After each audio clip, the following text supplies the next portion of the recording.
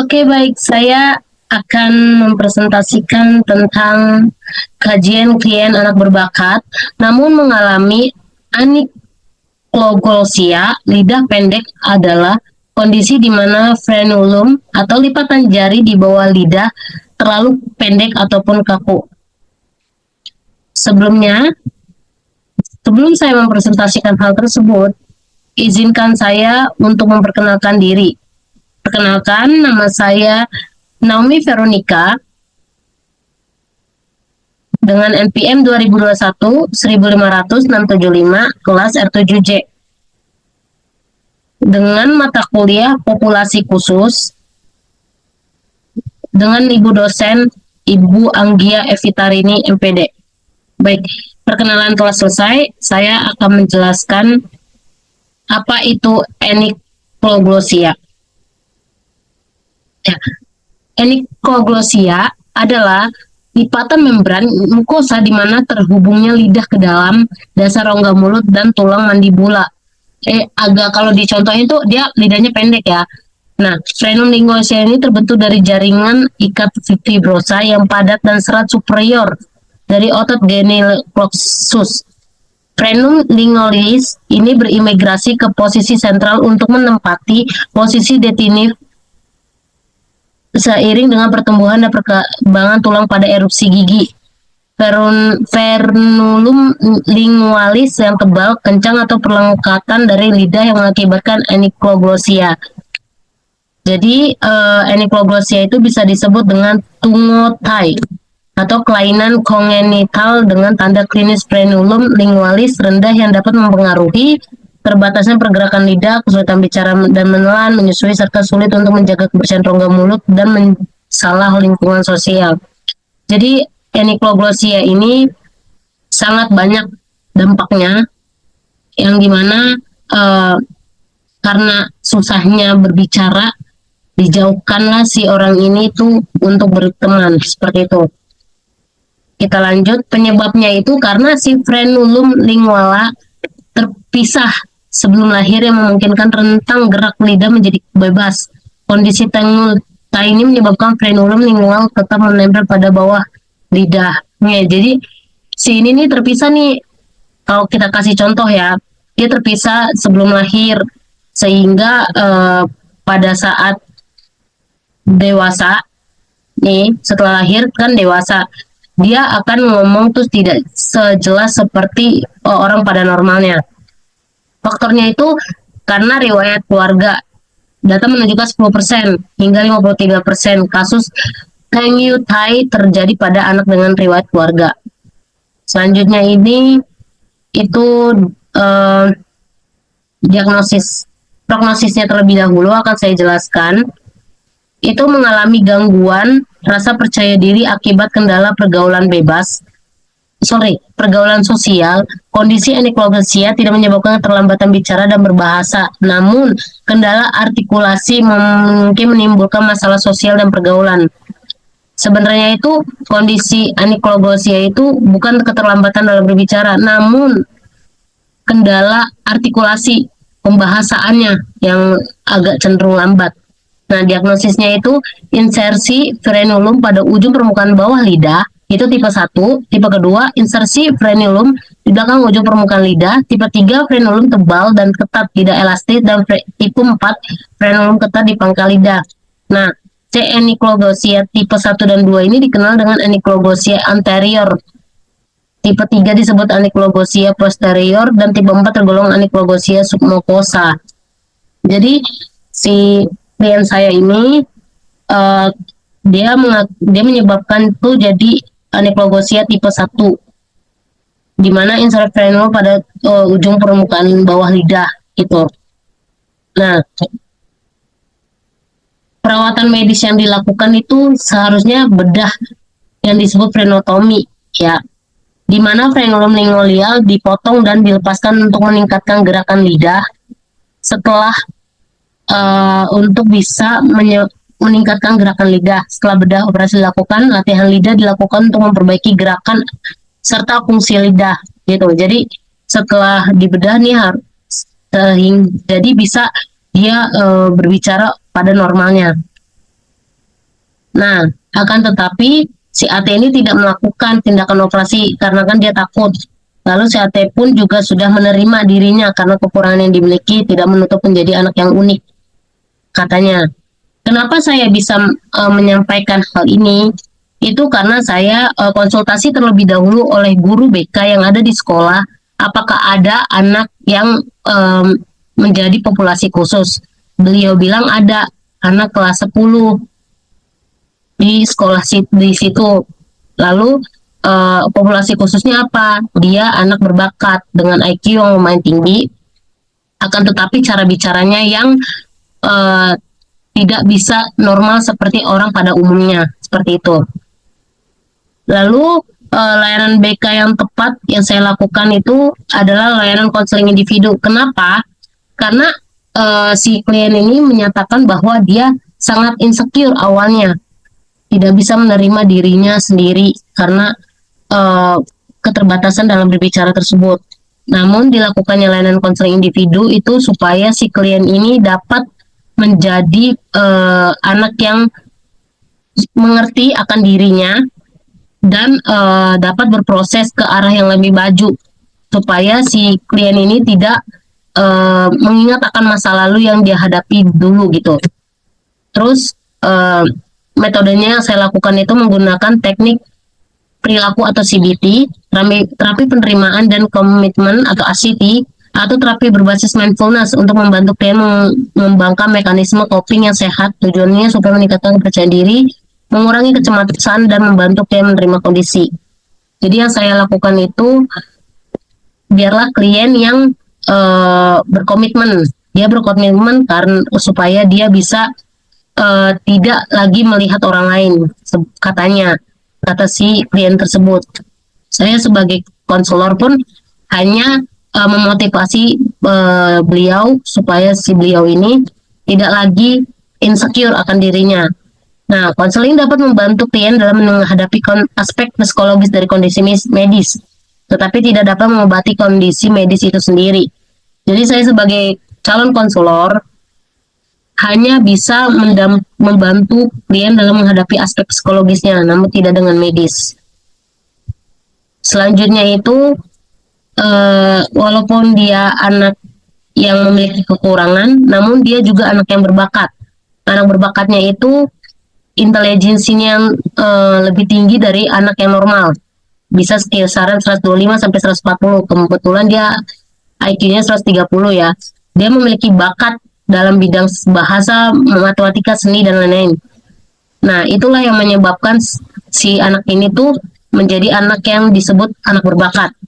Karena dia memiliki nature dan mampu berkembang secara optimal berdasarkan lingkungan yang bermakna atau nurture. Seperti itu. Lalu,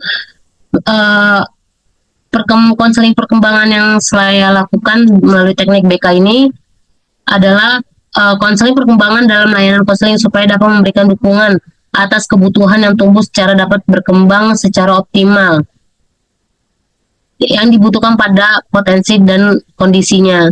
Jadi yang saya lakukan itu adalah konseling perkembangan. Saya pengen tahu perkembangan apa sih yang sudah dijalankan selama ini oleh si anak tersebut gitu. Nah, selanjutnya saya menggunakan konseling preventif, di mana untuk memberikan perlakuan pada ABA, anak berbakat, agar mampu berorientasi pada pencegahan yang terjadi kemudian hari. Strateginya seperti perkembangan kelainan perilaku, menaruh perhatian terhadap kebutuhan yang efektif pada populasi khusus, dan perencanaan karir. Karena dia memiliki kekurangan, jadi saya sebagai calon konselor itu memberikan perhatian, memberikan semangat, motivasi, agar dia bisa menerima diri dengan situasi yang berbeda gitu. Selanjutnya, ini profil klien yang saya wawancara. Saya wawancara di salah satu SMA negeri yang tidak bisa saya sebutkan, yang bernama Ate, siswa aktif di sekolah SMA negeri Jakarta Utara. Usianya itu 15 tahun, memiliki IQ 130 yang cukup tinggi. Nah, hobinya ini, Ate sangat menyukai melukis dari kanvas, karena menurut Ate melukis itu bagian dari ekspresi dalam mengungkapkan sesuatu. Nah, kenapa bisa demikian? Karena si Ate ini tidak mempunyai teman atau keluarga yang menanyakan bagaimana perkembangan dia hari ini gitu. Jadi dia melampiaskannya itu dengan melukis seperti itu. Ate juga sangat menyukai karate sehingga ia jago akan karate gitu. Selain melukis dan berkarate, dia juga menyukai bersepeda karena meningkatkan mood dia. Lalu si Ate ini anak kedua dari dua bersaudara, anak yang pertama adalah perempuan. Nah, Ate sangat aktif dalam berkomunikasi meskipun memiliki keterbatasan. Dia anak yang ceria yang saya lihat waktu saat observasi berlangsung, anak yang excited ketika ditanya bagaimana kabarnya segala macam, dan namun di tengah kebahagiaan dia memiliki kekurangan, yaitu dia memiliki ego yang tinggi dan memiliki kekurangan fisik dalam berbicara. Nah, kelebihannya, dia cepat menangkap pelajaran, mampu melukis, mengedit videografi dan fotografi. Lalu, selanjutnya, si Ate ini tinggal bersama dengan ibunya, karena ayahnya sudah meninggal sewaktu dia kecil pada saat usia 50 tahun ayahnya. Lalu ibunya seorang pejuang karir, yang dimana dia bekerja sebagai arsitek. Dan si klien ini, Ate, sangat ingin seperti ibunya bekerja arsitek karena dia memiliki bakat dalam menggambar.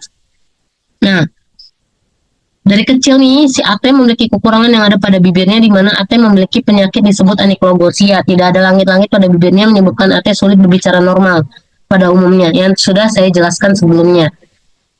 Lalu hambatan yang dimiliki Ate adalah sulit bertanya kepada orang tuanya adalah lebih dalam. Nah, karena si Ate takut dibully akibat lingkungan pertemanan sering membuli Ate yang membuat Ate jadi takut mengungkapkan pendapat. Karena masa lalunya yang cenderung kelam, bisa dibilang, si Ate ini jadi takut menanyakan kekurangan yang dimiliki pada ibunya. Karena di sekolahnya yang dulu-dulu dia mendapatkan bullying yang akhirnya dia menjadi orang yang menutup diri ketika ada masalah yang dihadapi gitu. Nah, sekalipun dia memiliki hambatan, si Ate ini memiliki peluang yang dimana si Ate ini melakukan public speaking, terus pernah memenangkan karakter tingkat nasional antar sekolah, seperti itu. Lalu asas yang dirasakan klien ketika bercerita, saya menggunakan asas kerahasiaan. Mengapa demikian?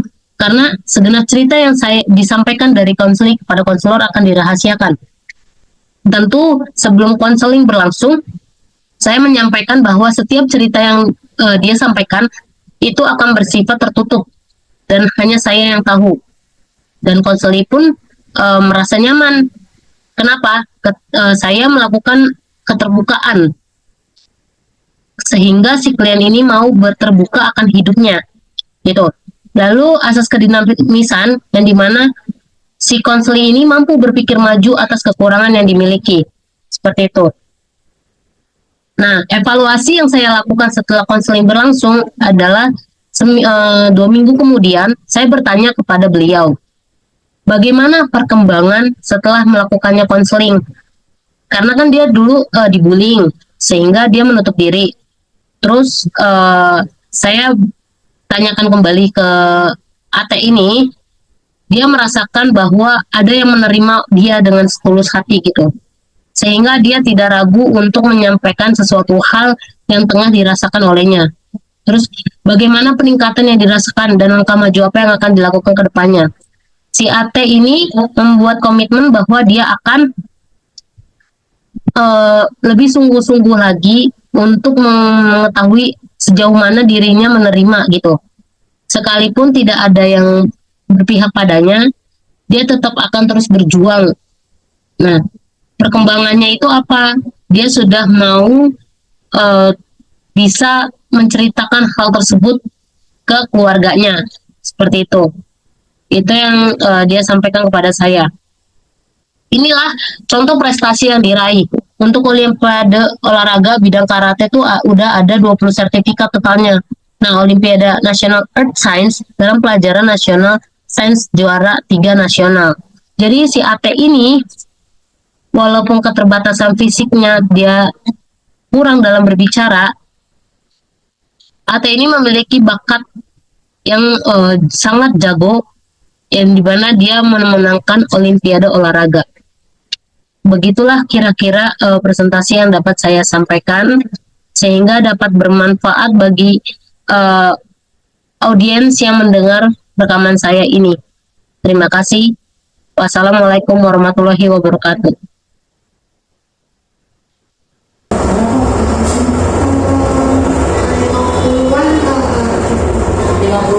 Wow, 50 tahun ya. Oke. Nah, kan kamu udah SMA nih.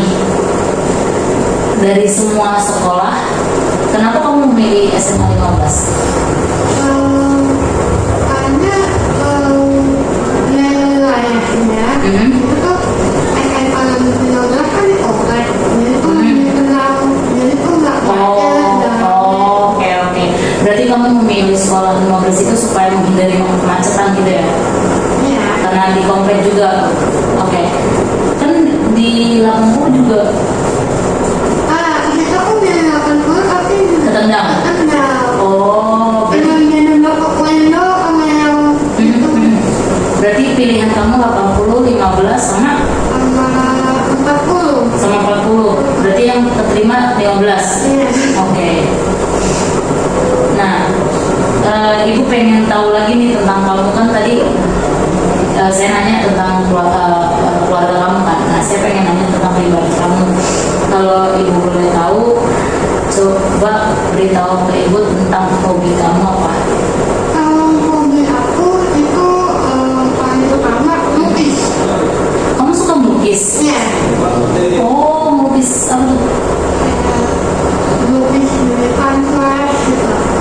Oh, dari kanvas. Oke. Terus?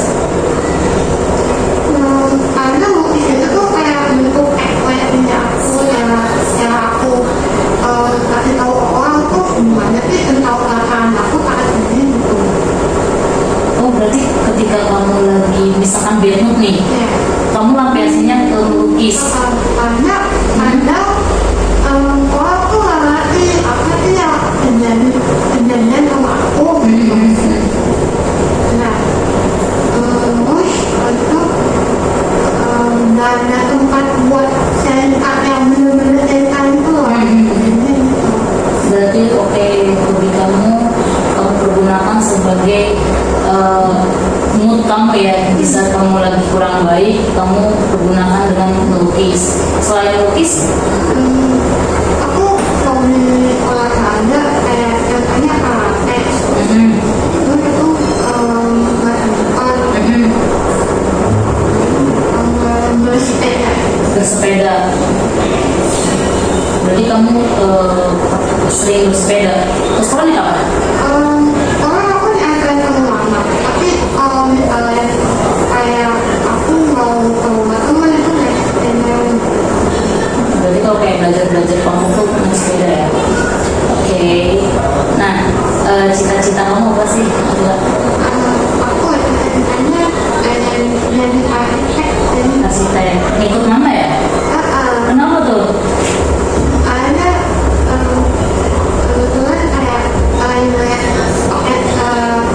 bangunan atau apa itu jadi kayak aku pengen.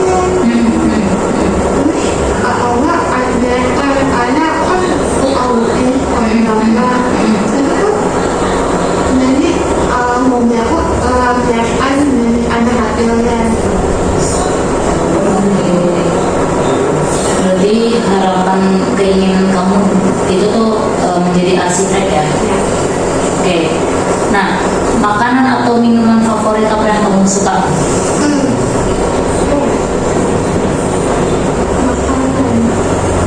Minuman dulu deh. Boleh. Apa tuh? Minumannya jus apel. Kenapa kamu suka jus apel? Karena aku emang buah kesukaan aku sih. Oh, kamu sukanya apel? Iya. Dari semua buah yang paling dominan apel. Kenapa tuh? Emang enak atau? Karena emang suka aja gitu kayak aku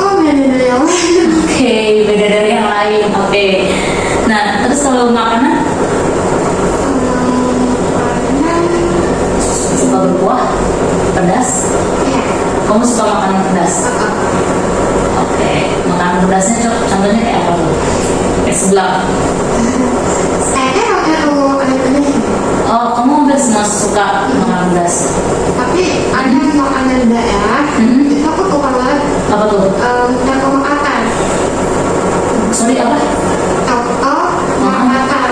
Oh, soto Makassar. Iya. Coto. Iya. Yang coto Makassar itu ya? Kenapa emang suka ini? Ada dulu kan almarhum papa itu punya usaha contoh makan. Terus aku kayak bikinin. Oh, oke. Makanya dari situ kamu selalu beli apa-apa tuh yang berbau soto. Iya.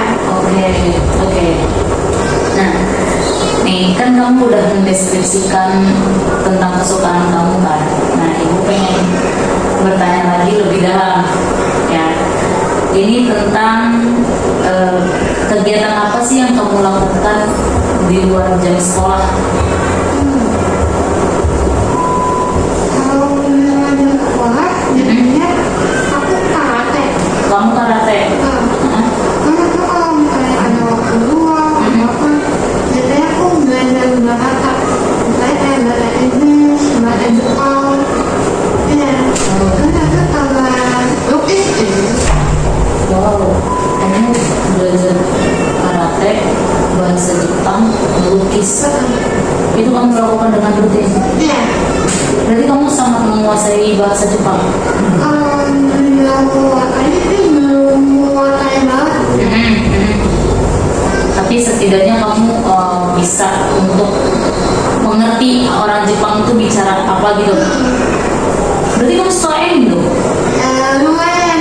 Oh, karena kan orang Jepang kan identik dengan anime kan? Oke. Nah,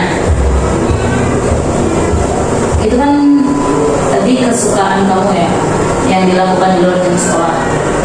Ibu pengen tahu dong kelebihan apa yang kamu miliki. Aku bingung kalau misalnya apa, karena aku juga orangnya gak pengen. Kamu kenapa beda? Karena aku juga tuh sempat ada trauma dibully. Itu kan dibully berapa tahun kayak cuma tahunan kok, nggak tahu 7 tahunan. Karena dari TK sampai SD dibully terus.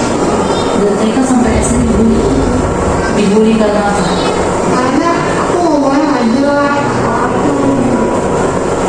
Oke. Berarti kamu masih belum tahu apa sebenarnya kelebihan yang kamu punya karena traumaan masa lalu itu. Oke. Tapi setidaknya kamu kalau misalkan disuruh karate nih, terus kamu ada perlombaan, kamu ikuti, dan kamu ikuti nggak sebelumnya? Kalau diikutin, Kamu menang. Berarti itu kelebihan bukan? Oke, berarti kelebihan kamu bisa mengikuti lomba nasional itu. nasional mana, internasional pernah. Internasional pernah? Di luar negeri mana? Itu kan office, itu online. Itu ada yang online, itu ada yang enggak, itu yang offline. Itu dari sekolah atau dari? Dari itu ya, institut karatenya. Oh, kamu ngikutin institut karate? Iya. Oh, wow. Oh, saya salut. Oke. Nah,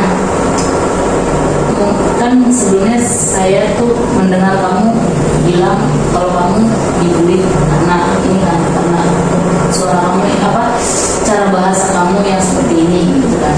Nah, kalau ibu boleh tahu, kamu pernah nanya sama mama nggak? Kenapa? Kayak kan misalkan kalau pada dasarnya kita semakin bertambah usia kan pasti rasa penasaran kita tentang diri kita tuh pasti ada kan. Nah, kamu sewaktu-waktu pernah nanya nggak sama mama kayak, mama kenapa aku seperti ini ya, atau apa gitu?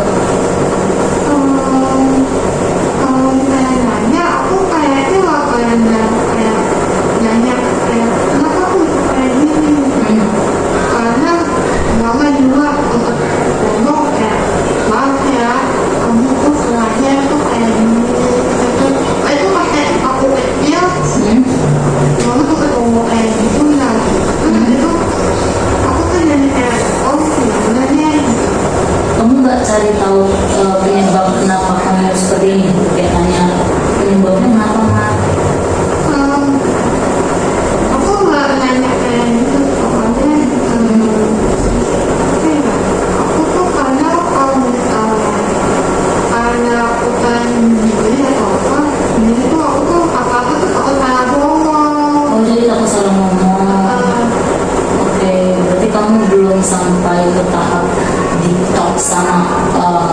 gitu ya. Iya.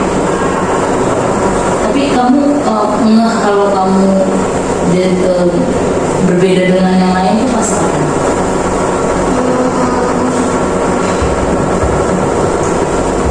Kayaknya pas TK nih. Pas saya kenapa tuh pas kita? Karena pas TK tuh kayak ditinggalin, kayak tiba-tiba tuh mereka tuh kayak oh kenapa cacat?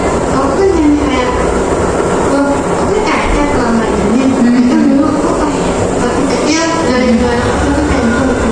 Loh, aku cacat, aku cacat. Terus itu aku tanya kalau saya aku tuh kayak beda dari yang lain. Terus aku tuh sempat yang itu, jadi tuh aku tuh jauh keluar rumah gitu. Oke, jalan keluar rumah karena takut dibully atau karena takut apa? Iya, kalau ada mulai itu nggak pede. Oke, berarti karena ketraumaan itulah makanya kamu terkadang suka bingung ya kamu mau melakukan apa. Oke. Terus tanggapan kamu pernah nggak sih kayak sampai menangis gitu sampai ngadu kalau mama aku capek kayak gini mulu kenapa sih gitu. Pernah nggak? Aku sempat kayak jauh gitu. Karena dari TK sampai SD itu kayak mulai tahun pas SMP juga sempat, tapi tuh kayak dilindungi lah semuanya.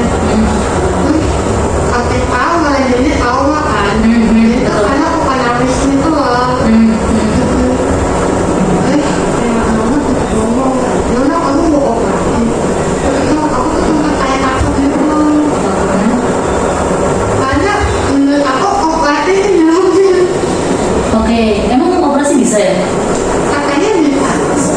Oh, Ada yang kelas di sini tuh ngawet-ngawetnya belum itu apa gitu ya.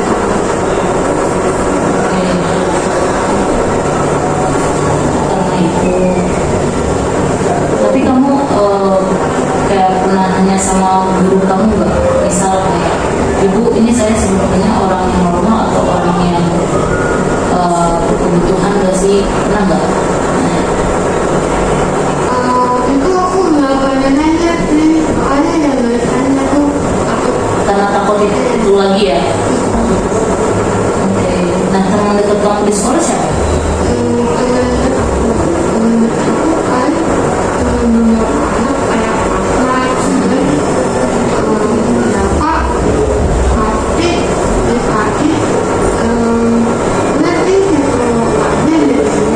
Kenapa nggak beruang sekolah lain?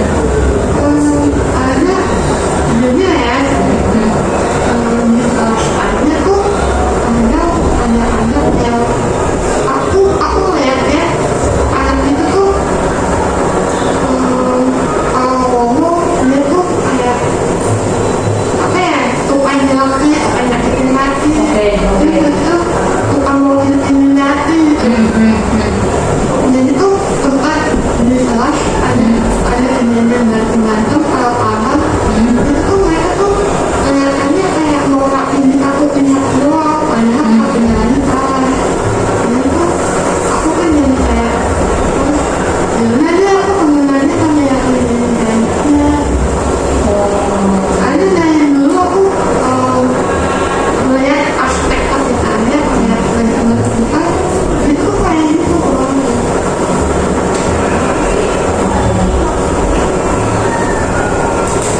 Makanya dari situ kamu lebih baik berteman dengan sedikit orang daripada banyak, jatuhnya malah menyakiti mental kamu.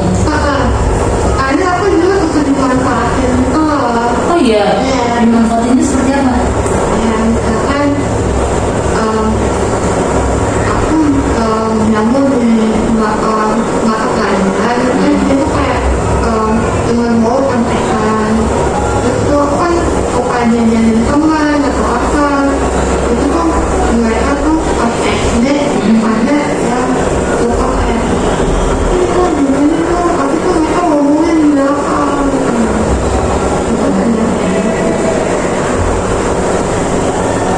kamu di situ udah bisa memilih dan memilah mana yang dirasa dan mana yang enggak?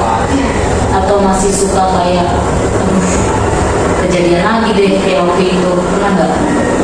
Mungkin beberapa kali kayaknya pernah. Tapi kok aku langsung kayak ada terus aku langsung emosinya gitu orangnya.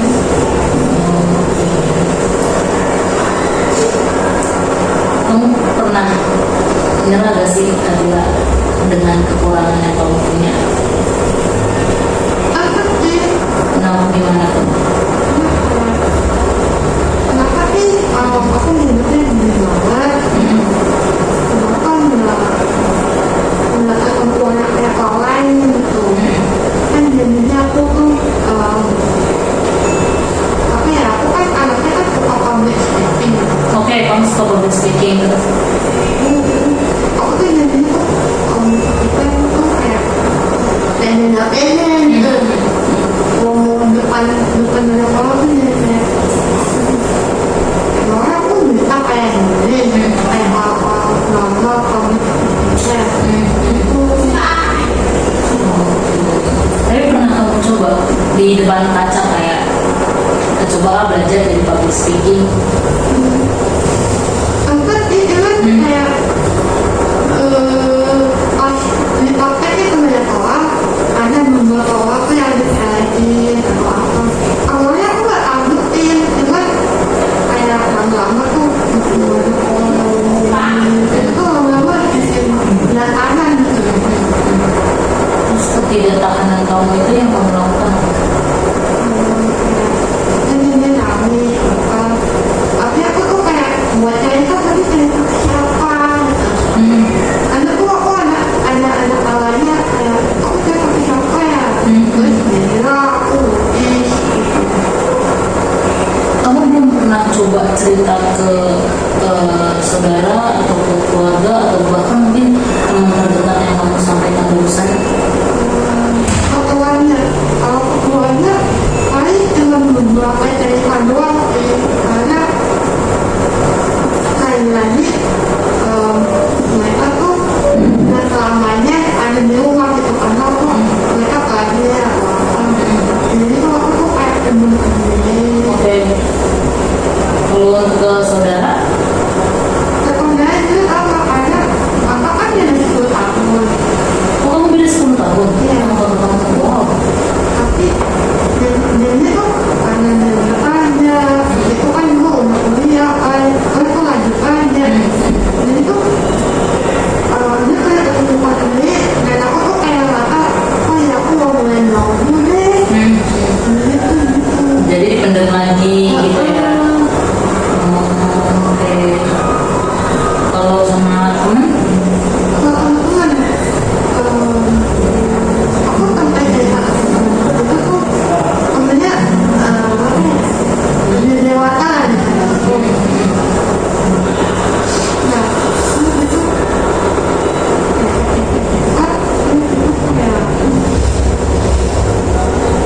tapi aku tuh kayaknya tuh ya mungkin aku overshare ya ternyata terus jadinya mama bilang kan tetap membaca ceritanya ke mama tapi mama tuh sempat bilang kamu kenapa ceritanya kok begini kamu kenapa udah cerita ke mama tentang ini kenapa kayak mereka bingung atau gimana gitu. Oke, jadi kamu takut lagi buat cerita ke siapapun tuh karena tanggapan mama kamu seperti itu?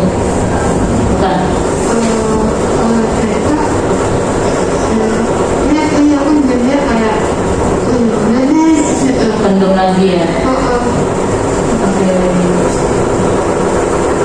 Kan yang saya tahu pendam itu kan udah bagus ya.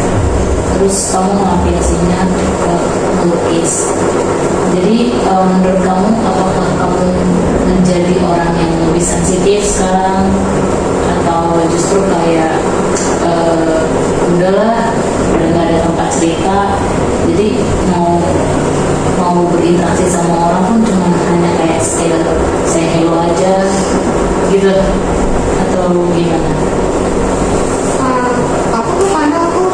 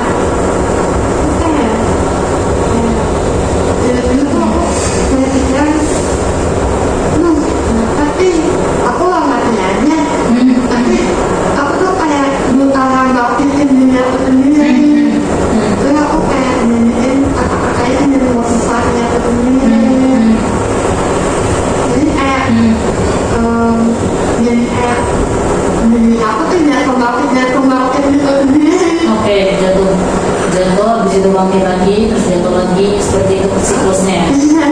Oke. Pernah nggak selama kamu di sekolah ini kamu kayak cerita sama guru dari SD, SMP, SMA, terus tanggapan mereka seperti apa? Pasti pernah dong, bukan? Pasti pernah punya guru dekat sama kamu, pernah nggak? Guru SMP nih.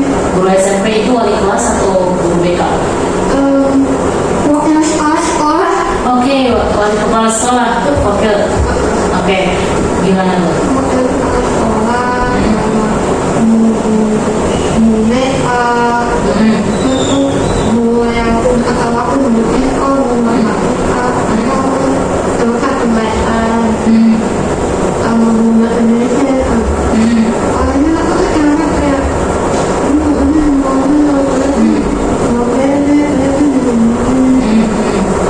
Terus respon mereka apa? mereka tuh kayak bener-bener membantu gitu loh. Nggak diturutin, nggak dimotivasi, terus nggak dikuatkan kayak itu harus kuat.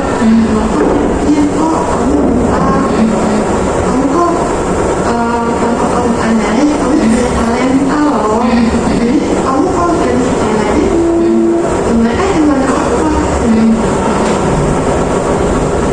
Jadi tuh kayak oh ya Nah, misalnya kamu lagi capek banget kan, terus kamu kayak baru nggak punya teman cerita. Nah, anggap saya sebagai orang terdekat kamu. Ada nggak yang ingin kamu ceritakan? Tidak. dulu kalau cerita dari mana? Gak apa-apa, sekiranya kayak masih mengingat sangat membekas, terus yang susah banget dilupakan gitu kan. Kok ini nggak bisa diceritakan nih, harus diceritakan nih. Kayak mungkin kemarin aku harus buat alamat email. Kesalahan kecil, oke. Kan alat aku dulu aku tuh kok dia jauh. Di sini. Oh, terus Terus gurunya tuh kayak nggak suka sama jauh kan awalnya kelakuannya. Terus dia keluar kelas. Anak-anak tuh ya nggak kalah bukannya itu aku tuh nggak tahu gurunya tuh nggak suka jauh. Kalau dia tahu jauh, gurunya aku makan dingin. Soalnya abis itu juga lagi boleh makan, saya boleh sarapan dulu kok ada gurunya gitu. Nah, aku makan di bawah. Tapi tanya-tanya, dia udah jauh dong. oh, dengan spontan kamu memberikan. Nah, Hah? sebelumnya tuh gurunya suka ngomong, dan aku tuh belum nanya karena aku udah mau makan jeruknya. Terus tiba-tiba ada kayak ada jeruk, dan itu gurunya tuh kayak dari gelas, terus makan kayak gelas. Mungkin kayak nggak suka gitu, karena gurunya itu kan ada mungkin emosi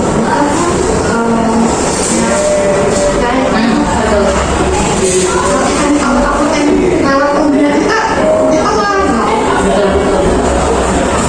Oke, terus itu sebenarnya kamu tahu kalau guru ini tahu fobia? Enggak. Oh, kamu nggak tahu ini makanya kamu masih bisa dengan santai kayak gitu. Iya.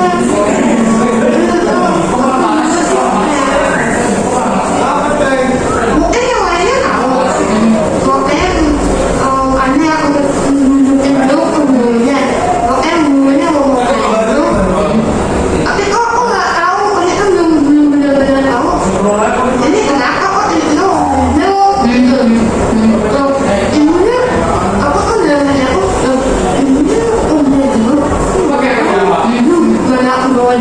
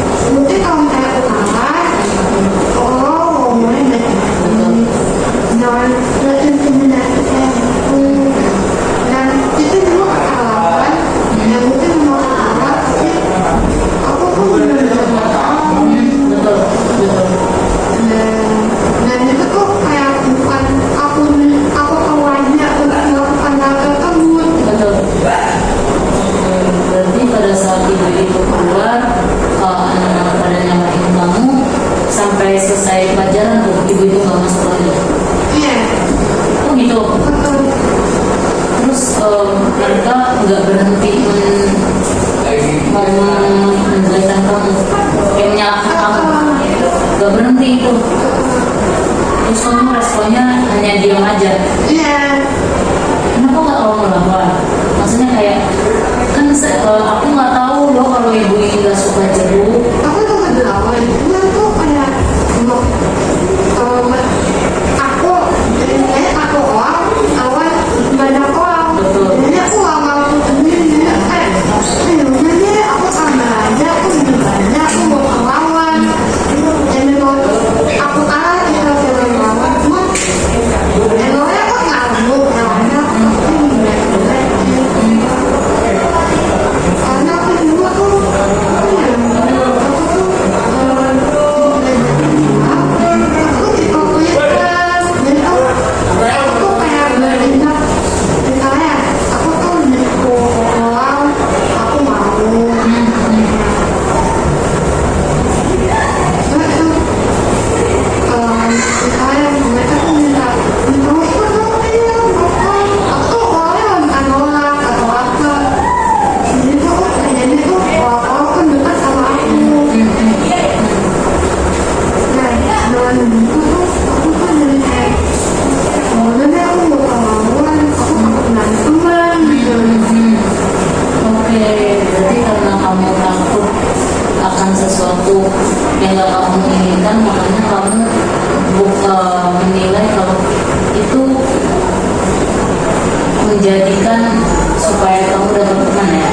iya karena apa ya atau kalian kan nggak enak kan Iya, betul. Maksudnya gitu. Jadi sebisa mungkin kamu mengiyakan semuanya terhadap teman-teman kamu.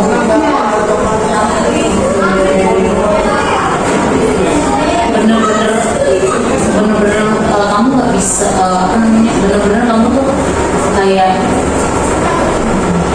gue sih gini banget ya gitu, kayak gitu ya kamu. Oke. Mau coba saya mau nanya, kamu baru mau keluar berapa lama tadi kan? pengalamannya aja loh Selamanya kamu masih itu.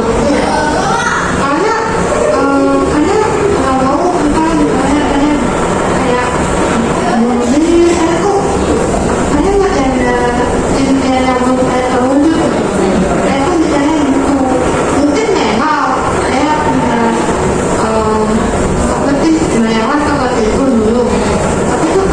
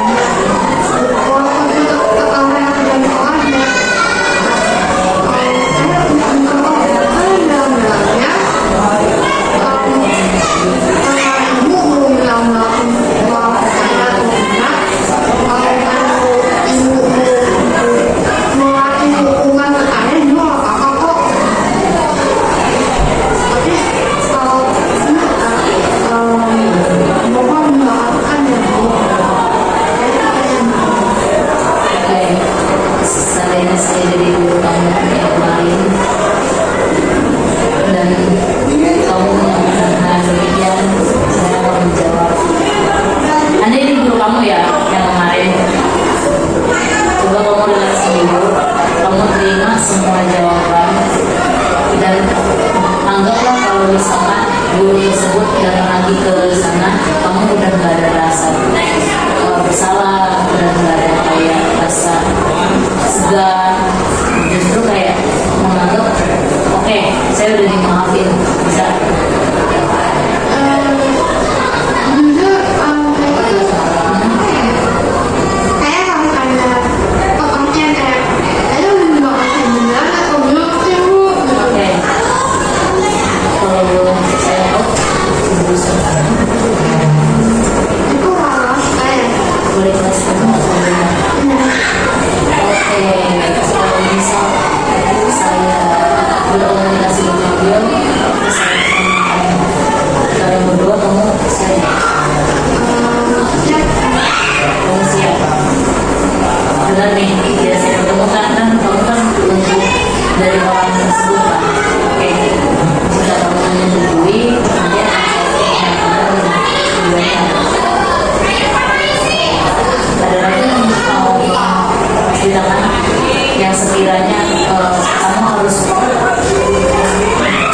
butuh bantuan orang untuk bisa menyampaikan isi hati kamu selain ini. mungkin aku kayak kesulitan sama gimana sih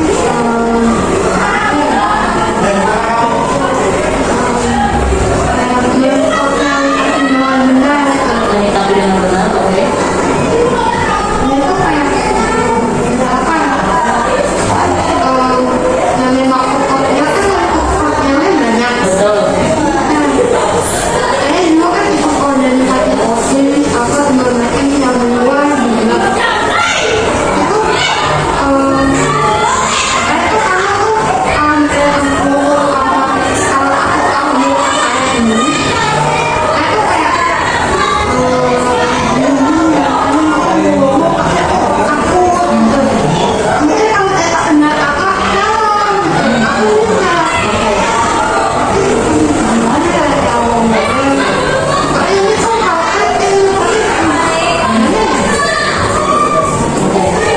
Ini kamu mencoba mencari solusi. Mungkin kamu bisa dengan terdekat ibu. Pernah nggak kamu ngobrol intens dengan kayak hal apa yang kamu suka, hal apa yang kamu suka, terus hal yang dia lakukan itu seperti apa yang buat kamu kayak ini salah loh, ini harus buat. buat temen aku mungkin punya tapi kalau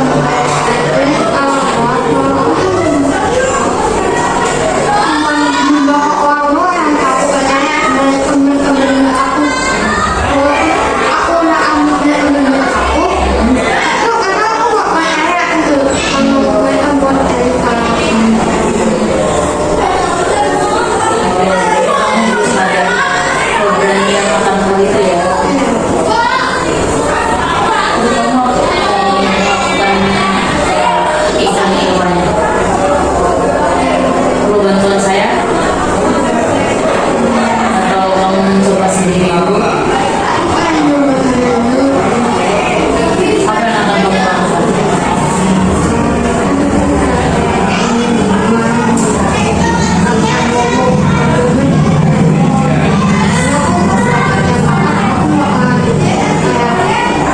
makanya aku memberanikan dulu